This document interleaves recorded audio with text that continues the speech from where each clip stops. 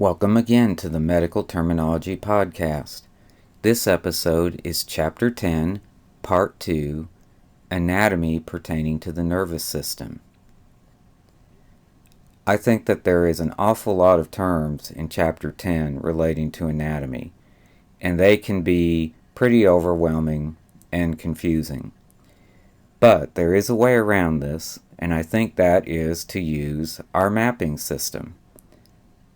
A lot of the terms in the chapter related to anatomy can be arranged in a hierarchical fashion, and if you can identify specifically how the different terms relate to one another, it's going to be a lot easier to deal with. So what I'm going to do is I'm going to show you a map that I have already made of the anatomical terms, which I hope will clarify things for you.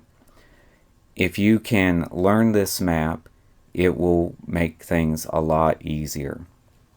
Now, I will tell you, I haven't put everything in the map, just the major terminology. There's other terminology related to anatomy that is in the chapter that you're going to need to know, and also you're going to need to know diagrams, and there's no way to put the pictures here in the map, so that's something to watch out for. If you study this alone, that won't be enough, but this will certainly ease the burden. So let's get started. In the map here, I have the nervous system, and the nervous system can be divided into two major parts. We have the central nervous system, and we have the peripheral nervous system.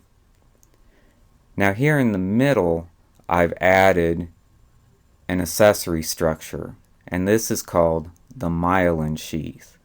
Now the myelin sheath is a collection of glial cells, and if you remember from your study, glial cells are like nerve glue, and the myelin sheath protects or covers the nerves of the brain and the spinal cord, which is part of the central nervous system, and it also covers some of the peripheral nerves as well.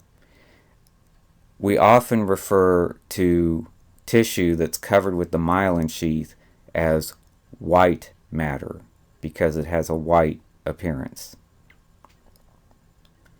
Now looking over at the central nervous system, it is composed of two major parts: the brain and the spinal cord. The brain has many subparts, and there are diagrams of the brain in the chapter, and all the parts of the brain really would not fit too well in the map, so I've left that out, and that's something you're going to have to study.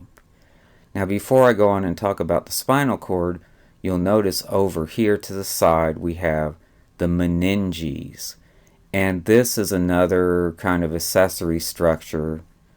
The meninges is also a protective covering that covers the brain, and it also covers the spinal cord. And the meninges is composed of three major parts, and these terms can be a little tricky. They always kind of mess me up because of the spelling and the pronunciation. The outer layer of the meninges is called the Dura Mater. Notice the spelling, M-A-T-E-R. It's real easy to want to think of that as matter, M-A-T-T-E-R, but there's only a single T, so that's a point. It's real easy to mess up on that. As I said, I tend to do that myself. And the pronunciation is not matter, but it's mater. Dura Mater. And this is the outermost covering of the brain, and again, part of the spinal cord. Dura Mater, the outermost layer of meninges, the outermost cover. The next layer is called the Arachnoid Membrane. Arachnoid can be a little tricky to spell, A-R-A-C-H-N-O-I-D, arachnoid. The innermost layer, the last layer, is the pia mater. Again, there's that evil word again, mater, M-A-T-E-R. Again, it's not matter, it's mater, only a single T. Pia mater. Those are the three layers of the meninges. Again, the meninges is a covering. It's a covering for the brain. It also covers spinal cord. Okay, now we're going to do just a little review, having covered just that much. The nervous system. What are the two major parts of the nervous system?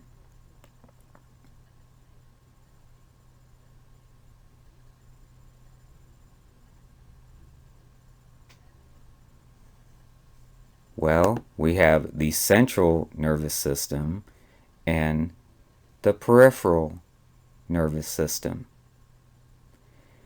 And as accessory structure that I have here, because it relates to both of these, we have the myelin sheath. And what is the myelin sheath?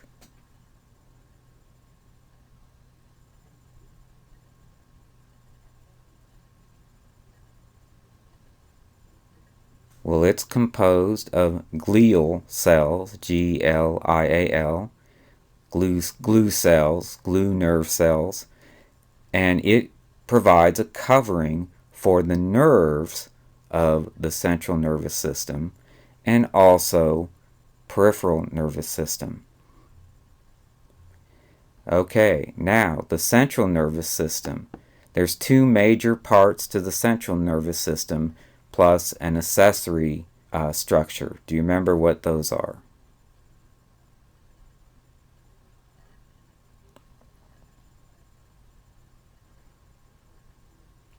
Well, it's the brain and spinal cord, and the accessory structure is the meninges. And what is the meninges?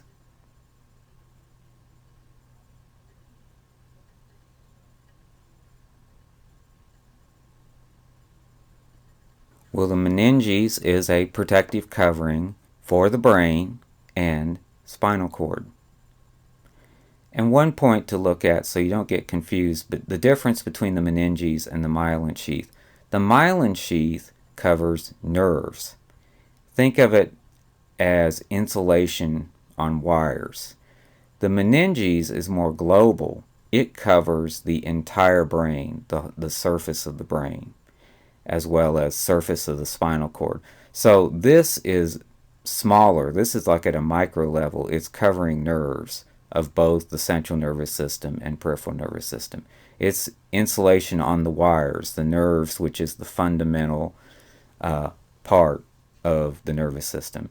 The meninges covers larger structures. It covers the structure of the brain. If you look at the diagram that's in the textbook, similarly, it covers the spinal cord. And to quiz you a little further, what are the three layers of the meninges?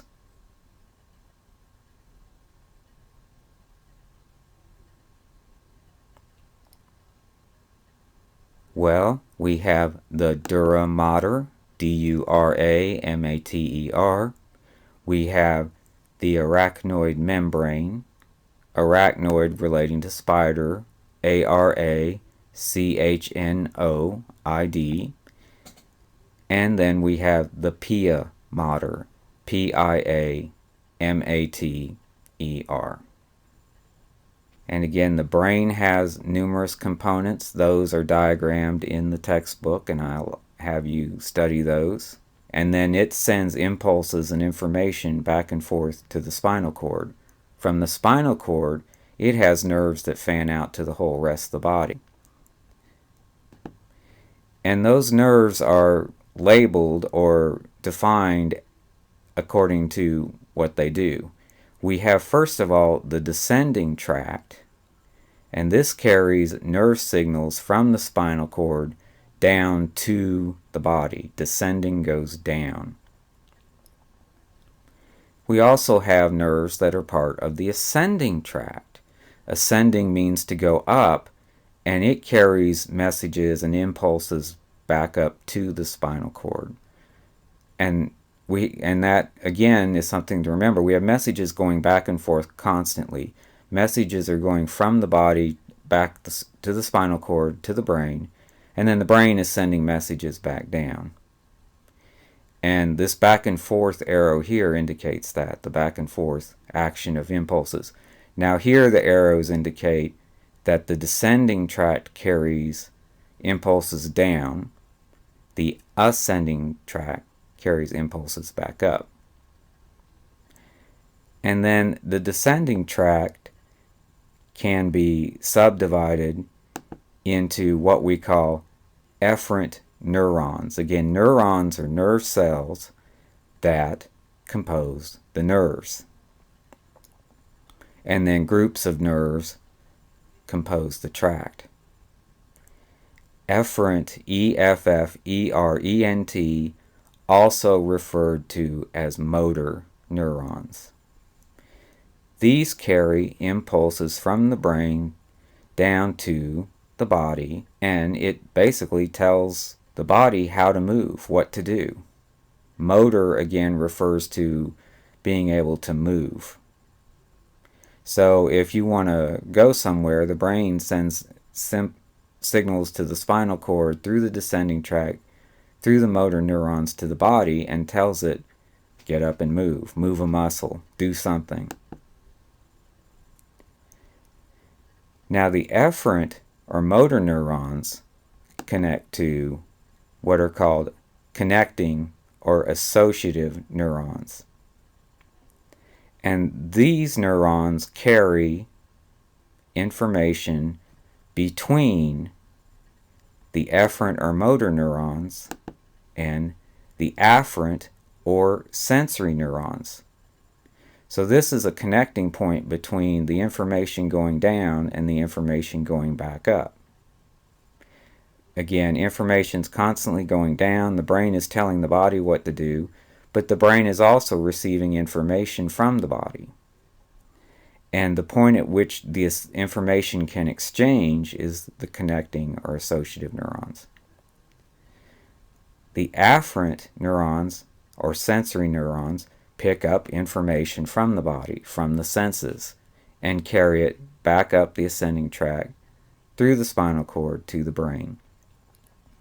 Now these terms right in here are tricky. They're kind of easy to confuse, and they give you the mnemonics in the book. They refer to ACE, afferent, connecting, and efferent.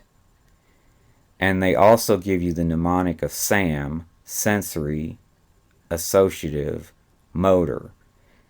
And again, both terms are correct. We can refer to these as afferent, connecting, or efferent, or we can refer to them as sensory, associative, motor. An area where I think it can really get confusing is what is the difference between afferent and efferent. It's really easy to get those confused. Something that helps me is I remember this notion that the afferent neurons are part of the ascending tract, AA, and that means going up. It helps me to get the names right if I remember what they do. Efferent or motor goes down, carries messages down. Afferent ascends, it sends information up. And again, the senses, things like touch, sight, smell, carries information to the brain. The brain tells the motor muscles what to do, get up and move around. Okay, so I hope that helps to clarify this, the differences between afferent, efferent, and connecting, and what they do. Let's review just a little bit. I'm going to quiz you. The spinal cord has two subparts, and what are the two subparts? They're types of groups of nerve structures.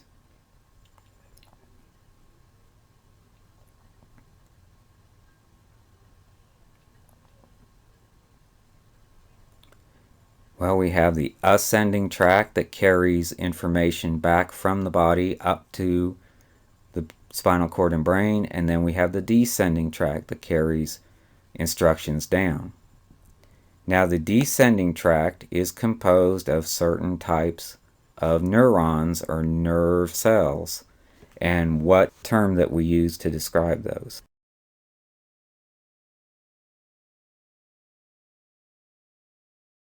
Well, that is the efferent neurons, also referred to as the motor neurons.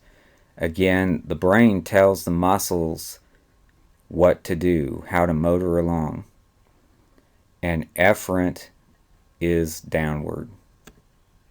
Then we have another type of neuron that these connect to. It provides a way of connecting the outgoing messages and the ingoing messages. And what do we call that type of neuron?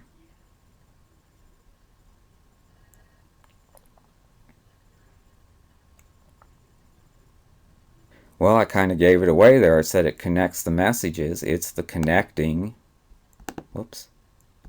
it's the connecting neurons, also referred to as the associative neurons because it associates or relates these two things together.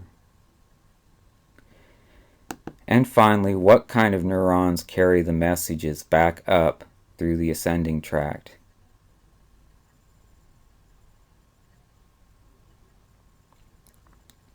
And again, it helps to think about what kinds of messages can get carried back.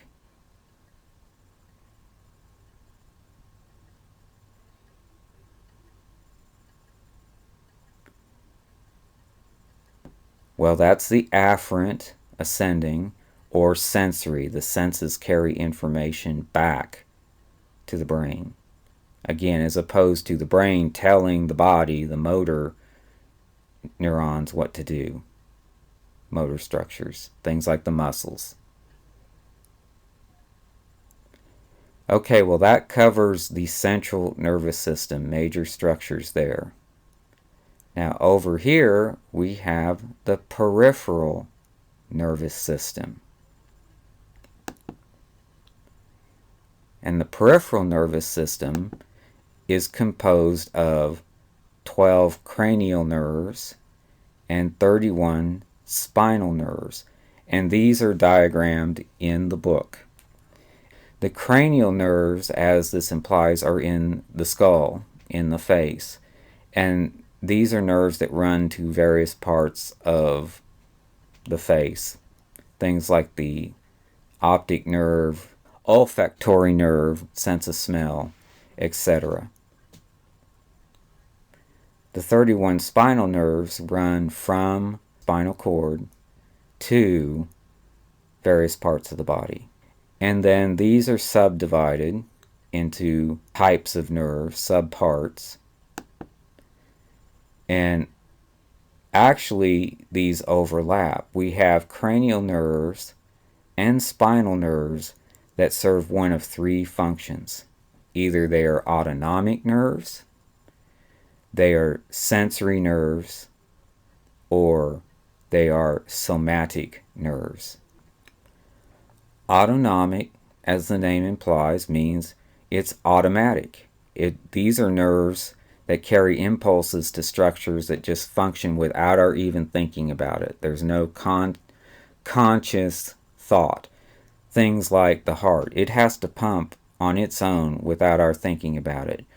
Autonomic nerves go down to the heart and basically tell it, keep pumping, keep pumping. And we don't consciously have to think, pump, pump, pump. Also goes to glands that have to secrete chemicals that are necessary for bodily functions. Again, we don't have to worry about thinking and saying, hey, gland, secrete. It does it on its own. It's automatic. We don't have to worry about it. Sensory nerves relate to, again, the senses, inputting information, sight, sound, taste, that sort of thing. And then finally we have the somatic, and this relates to the body itself. Somatic refers to the body. And this would be, again, nerves that relate to physical motion. Okay, and then the autonomic nervous system can be divided into two major parts. The sympathetic and the parasympathetic. And again, being autonomic, these are things that happen automatically. We don't control it. It just happens. Now, the sympathetic nervous system is responsible for what's known as fight or flight response. The sympathetic nervous system is responsible for bodily arousal in, say, times of crisis. Suppose you think a mugger or somebody is following you and might want to do you harm. You feel threatened. Well, your heart rate might increase, your breathing might increase, your body's going to start kicking out all kinds of stress hormones. And basically your body is going to get geared up to either fight the threat or to flee, to run away. This fight or flight response is autonomic. It just happens when we're threatened. The body kicks into high gear. The parasympathetic is the opposite. It's the cool down, chill out system. After the high state of arousal when there's a threat, after the threat is over, the body's got to cool down. The heart rate's got to slow down. Stress hormones have to quit kicking out. Breathing slows down. The body just can't be going at a high rate all the time. So the parasympathetic will chill out the body after the stress has passed. And again, these can be a little tricky to remember. Sympathetic is what fires the body up. It's the fight or flight. Parasympathetic, or you might think of it as the anti-sympathetic, it slows the body down. Okay, and one last level of complexity to add here is that in the sympathetic and parasympathetic nervous systems, the neurons that compose these systems are primarily the efferent neurons, or the motor neurons. And this is a point to make, is that neurons are nerve cells, and they are throughout the entire nervous system. But they can function in different subsystems. For example, over in the central nervous system, again, in the spinal cord, afferent neurons are in the ascending tract within the spinal cord. Efferent neurons are in the descending tract within the spinal cord. Over here in the peripheral nervous system, which fans out from the spinal cord, again, the efferent neurons here, motor neurons, are functioning as part of the sympathetic or parasympathetic nervous system. Similarly, in the sensory nervous system, what type of neuron would you expect to be functioning in that system?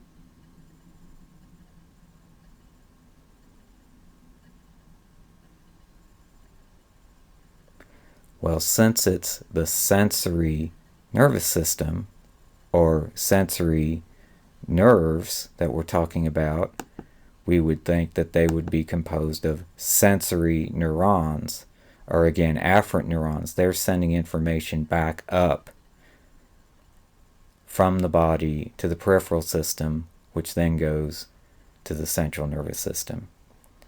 And then if we look at the somatic nerves, or somatic nervous system, what type of neurons would you expect to be there?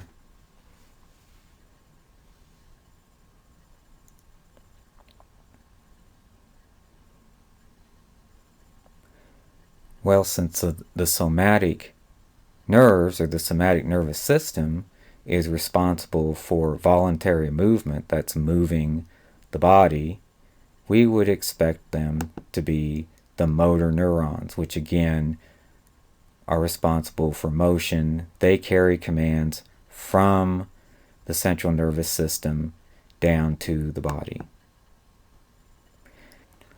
Okay, now we'll review. Again, we had the central nervous system, brain and spinal cord. The peripheral nervous system, what is it composed of?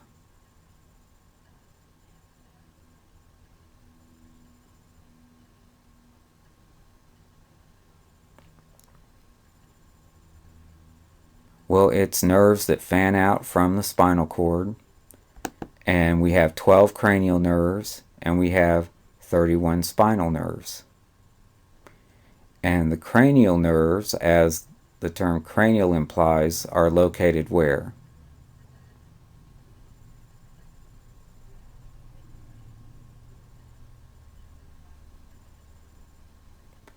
Well, they're located in the skull and in the face area. They're responsible for things like hearing, sight, smell, sensation in the face, that sort of thing.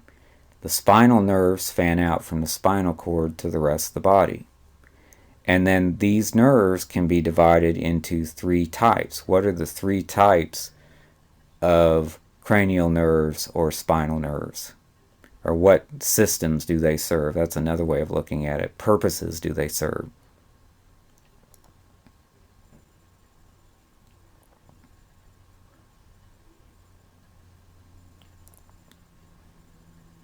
Well, we have the autonomic, the sensory, and the somatic. And what does the autonomic refer to?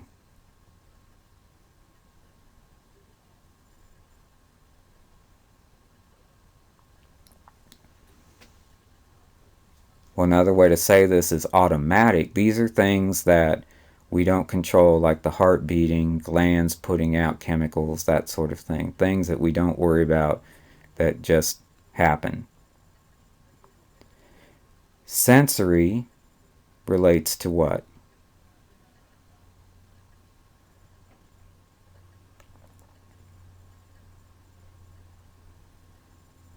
Well, as the name would imply, it's the senses. It's what's responsible for getting feedback from the external environment.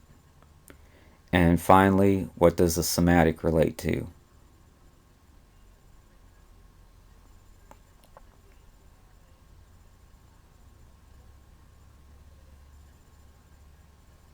Well, it again relates to the body. It relates to motion, being able to move.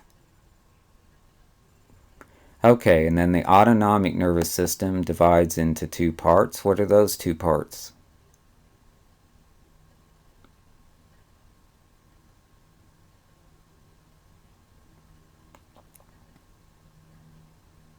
Well, we have the sympathetic and the parasympathetic. And what is the sympathetic nervous system all about?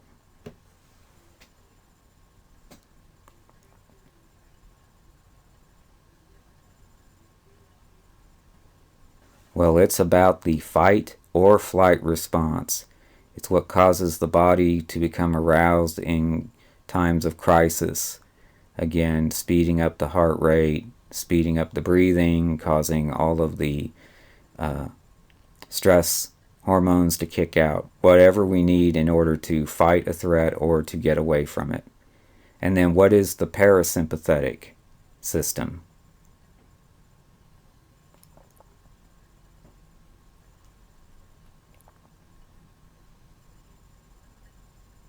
Well, the parasympathetic is the exact opposite. It's what causes the body to chill out, to calm down after a state of arousal.